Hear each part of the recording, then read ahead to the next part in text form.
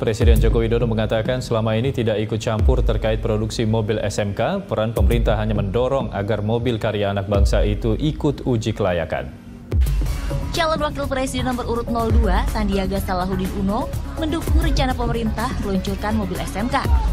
Kita udah punya belum assembling ini? Jangan-jangan ini ada mobil diimpor dari negara lain, kemudian di luar ditaruh stempel gitu. Jadi satu-satunya industri yang kita punya itu mungkin industri mencetak stiker dan brandnya itu doang gitu.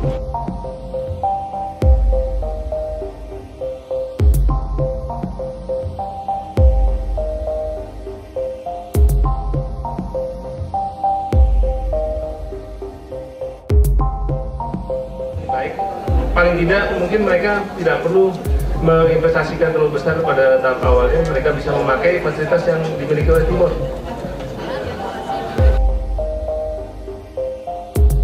Prototipe dari anak-anak SMK dibantu. Saya saat itu menjadi wali kota hanya mendorong loh. Jangan dipikir saya yang buat mobil SMK, siapa yang buat? Pengembangan mobil SMK menurutnya harus bisa mengadopsi teknologi terkini yang ramah lingkungan. Universitas 11 Maret Solo mencatatkan sejarah manis. Berawal dari ruang produksi dan pengujian baterai Fakultas Teknik UNS Solo, sejarah ini tercipta dengan menciptakan baterai lithium-ion berperforma tinggi. Baterai ini diklaim sebagai yang pertama dibuat di Indonesia. Pabrik bahan baku baterai litium untuk mobil listrik mulai dibangun di salah satu kawasan industri terbesar dunia, PT Indonesia Morowali Industrial Park atau IMIP di Desa Fatuvia, Kecamatan Bahodopi, Kabupaten Morowali, Sulawesi Tengah. Peletakan batu pertama pembangunan pabrik ini dilakukan langsung Menteri Perindustrian Airlangga Hartarto dan Menteri Koordinator Bidang Kemaritiman Luhut Binsar Panjaitan.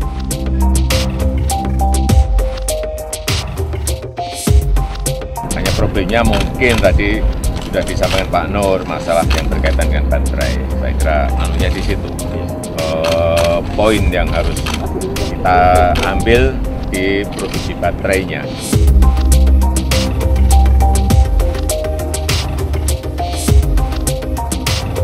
Jokowi nyaris dijebak di Indosat. Luncurkan satelit baru, kubu Prabowo gigit jari. Saya menyarankan kepada Presiden, sebaiknya tak mengambil langkah buyback saham Indosat pada saat ini.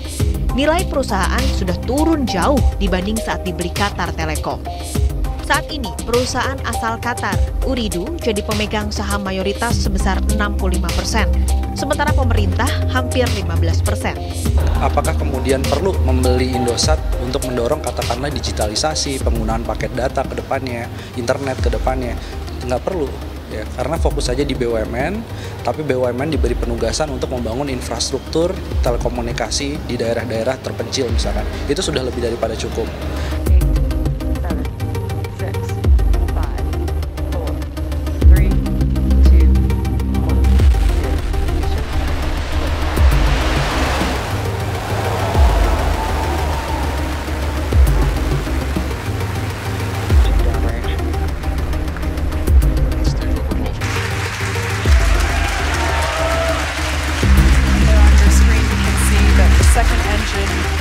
Second stage engine has lit the gorgeous red orange glow of that nozzle.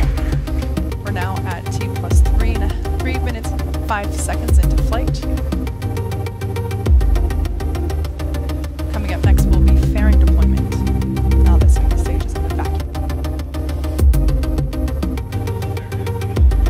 And there you can see on your screen visual confirmation of deployment for the Nusantara satellite.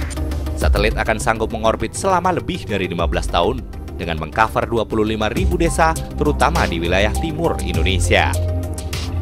Usaha keras Presiden Jokowi meluncurkan satelit ini bertujuan untuk membuat jalur tol langit di wilayah Indonesia agar lebih kencang.